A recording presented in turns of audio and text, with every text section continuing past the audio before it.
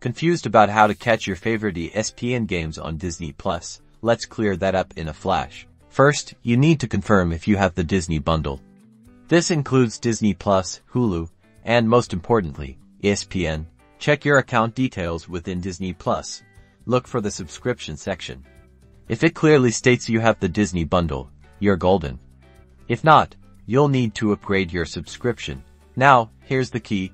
ESPN content isn't directly integrated within the Disney Plus interface as you might expect.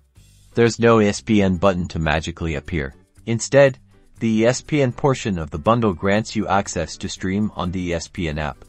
Log into the ESPN app using your Disney Plus credentials. Once logged in, you'll find a huge variety of live sports, exclusive shows, and on-demand content that ESPN offers. Simply select the event or show you want to watch and enjoy.